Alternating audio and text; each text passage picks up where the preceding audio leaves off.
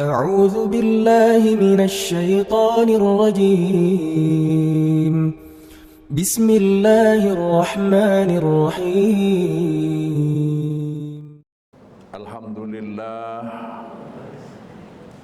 Alhamdulillahilladzi an'amana bi ni'matil imani wal islami wal ihsan wa faradallahu ta'ala alaina bis salati waz zakati wal haji was siyam.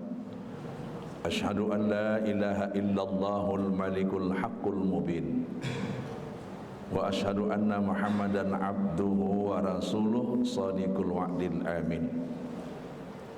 Allahumma fasalli wa sallim wa barik ala hadan nabiyil karim war rasulil azim wa sallima tasliman katsira ala sayyidil mursalin sayyidina Muhammadin wa ala alihi wa ashabihi wa man tabi'ahum bi ihsanin ila yaumiddin. Ma'asyiral muslimin rahimakumullah, usikum wa nafsi bitaqwallah faqad fadal muttaqun. Ittaqullaha haqqa tuqatih wa la tamutunna illa wa antum muslimun. Wa'lamu anna hadhihi dunya faniyah wal akhiratul baqiyah. Faqala Allah Ta'ala fi kitabil karim, a'udzu billahi minasyaitonir rajim, bismillahirrahmanirrahim. Yarfa'illahu alladhina amanu minkum walladhina utul ilma darajat ilal akhir ayah. Summa qala Allah Ta'ala aidha fi suratil ukhra wa ayatil ukhra, bismillahirrahmanirrahim, wa'mur ahlaka bis salati wastabir 'alaiha la nas'aluka rizqa nahnu narzuquka wal aqibatu littaqwa. Shadaqallahul azim. Summa qala Rasulullah sallallahu alaihi wasallam, kullu mauludin yuladu 'alal fitrah fa abawahu yuhawidanihi aw yunassiranihi aw yumajisanihi. Wa sadaqa rasuluhun nabiyul karim wa nahnu ala dzalika minasyahidin wa syakirin walhamdulillah rabbil alamin. Jamaah Jumat Masjid Safiatul Amaliyah, baik para pendidik teristimewa, pembina dan pengurus Yayasan Pendidikan Safiatul Amaliyah, ustadz-ustadzah, anak-anakku para santri, baik yang berada di lantai utama maupun yang menyesuaikan di lantai lainnya, para pengurus Masjid Safiatul Amaliyah, terlebih-lebih para bilal dan imam yang kita hormati, dan insya Allah semua kita dirahmati, diberkahi dan dimuliakan Allah Subhanahu wa Ta'ala. Pertama dan utama, mari kita bersyukur kehadirat Allah Subhanahu wa Ta'ala. Alhamdulillah wa syukrulillah. Hari ini 7 Safar 1447 Hijriah, 1 Agustus 2025 Miladiah, kita kembali dapat berjumpa di masjid yang mulia ini untuk melaksanakan salat fardu Jumat yang merupakan kewajiban fardu ain kepada kita, dengan tema mendidik anak yang soleh, ciri-ciri dan cara mendidik anak yang soleh, bersama khatib Buya Profesor Dr. Kiai Haji Amiruddin MS MA PhD, dosen Pascasarjana Universitas Muhammadiyah Sumatera Utara, Universitas Islam Negeri Sumatera Utara, dan pendiri serta pembina Pondok Pesantren Tasawuf dan Tahfidz Quran Baitul Musafir Al-Amir. Di samping kita bersyukur, mari kita ucapkan salawat dan salam keharibaan junjungan kita Rasulullah Muhammad sallallahu alaihi wasallam. Allahumma salli ala sayyidina Muhammad wa ala ali sayyidina Muhammad. Saya mewasiatkan kepada kita semua, jamaah Jumat yang mulia, marilah kita tingkatkan ketakwaan kita kepada Allah Subhanahu wa Ta'ala. Inna akramakum indallahi atqakum. Sesungguhnya orang yang paling mulia di antara kamu adalah orang yang paling bertakwa. 2 ayat yang saya bacakan di depan dan 1 hadis sebagai kelengkapan, artinya sebagai berikut. Allah meninggikan derajat orang-orang yang beriman, tapi lebih tinggi lagi kalau dia berilmu. Surah Al-Mujadilah ini adalah merupakan arah pendidikan yang ingin dicapai oleh kita semua umat Islam, yaitu surah Al-Mujadilah ayat 11, supaya kita beriman, berilmu dan mengamalkannya sehingga menjadi manusia yang terbaik, khalifah Allah yang sukses, hamba Allah yang takwa. Lalu ayat yang kedua saya baca tadi adalah surah Toha ayat 132. Artinya, ajaklah, suruhlah, kerahkanlah, arahkanlah keluargamu menegakkan solat. Sabarlah menghadapi anak-anak ketika diajak solat. Dan kami tidak meminta rezeki kepada kamu. Jangan takut tidak ada rezeki. Allah memberikan rezeki kepada orang-orang yang bertakwa.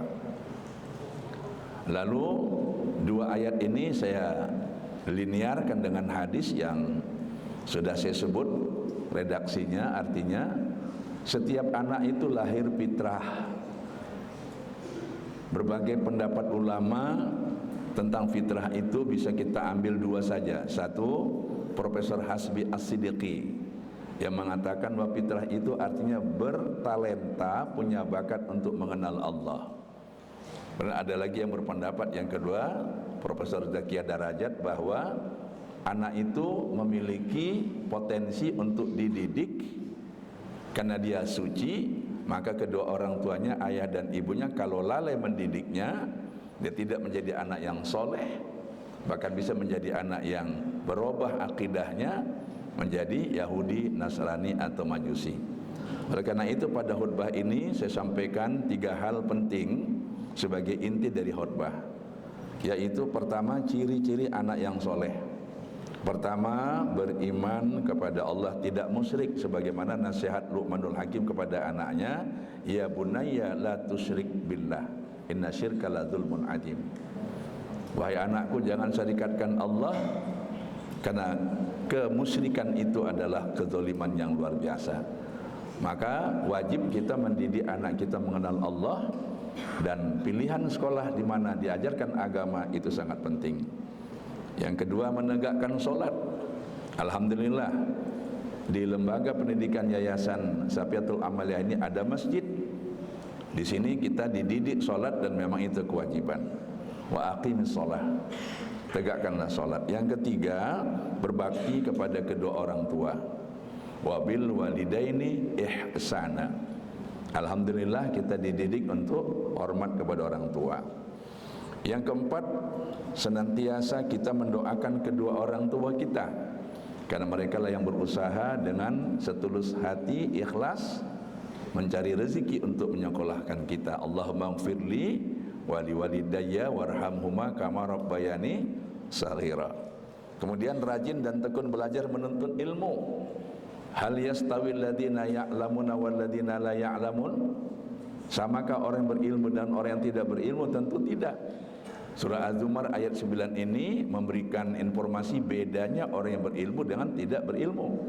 Maka rajinlah menuntut ilmu, belajar dengan cara mendengar, lalu menulis, mencatat, menganalisa dan melakukan perbandingan.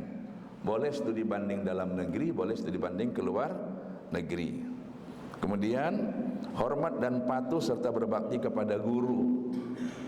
Guru itu adalah merupakan orang tua kedua yang membesarkan jiwa kita, sementara ayah ibu yang membesarkan badan kita dengan suplai makanan.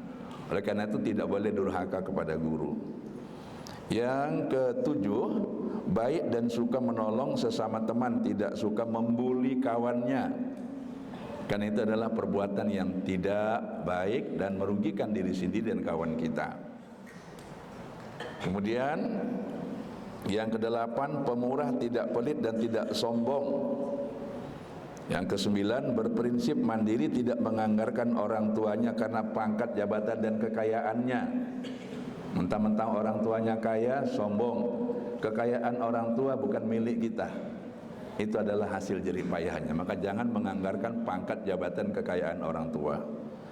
Yang ke-10, memiliki cita-cita luhur untuk masa depan yang cemerlang sebagai putra dan putri terbaik untuk agama, nusa dan bangsa, kebanggaan bagi keluarga. Ini yang pertama, ciri-ciri anak yang soleh. Lalu yang kedua, cara mendidik anak yang soleh.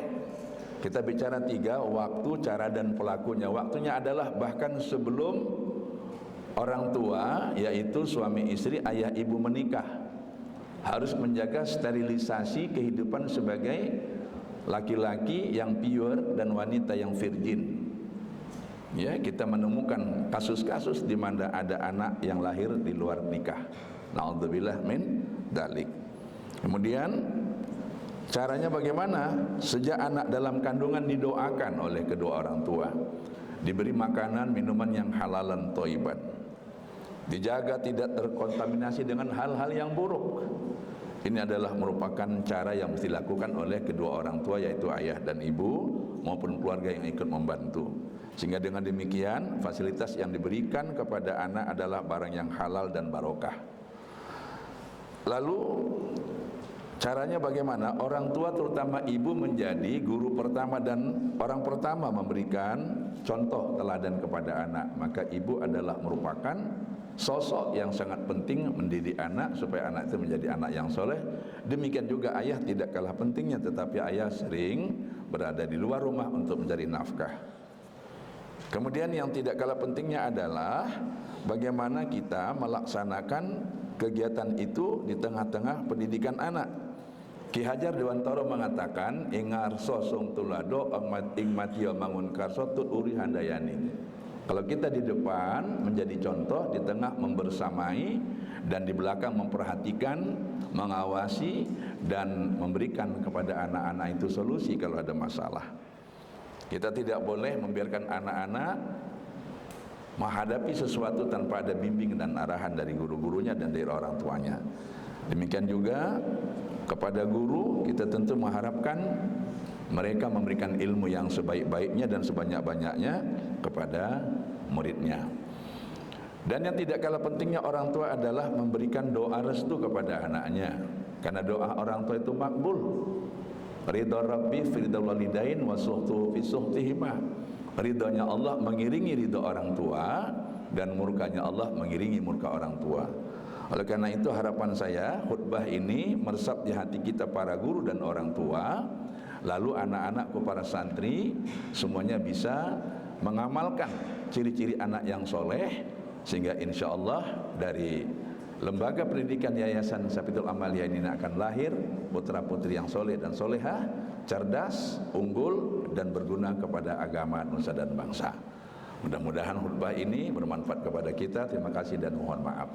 A'udzubillahi minasyaitonirrajim. Bismillahirrahmanirrahim. Walau anna ahlal qura amanu wattaqau la fatahna 'alaihim barakatim minas sama'i wal ard walakin kadzdzabu fa'asnahum bima kanu yakdzibun. Shadaqallahul adzim. Apabila beriman dan bertakwa penduduk satu negeri atau komunitas satu sekolah, umpamanya sekolah kita ini YPSA, maka Allah limpahkan barokah dari langit dan bumi. Artinya apa? Barokah ilmu, barokah kesehatan, keafiatan orang tua kita mendapat rezeki yang barokah. Tapi kalau kita ingkar kepada Allah, azab yang menimpa sangat pedih. Barakallahu li wa lakum wa ma fil Qur'anil azim wa nafa'ani wa iyyakum bima fihi minal ayati wa dzikril hakim.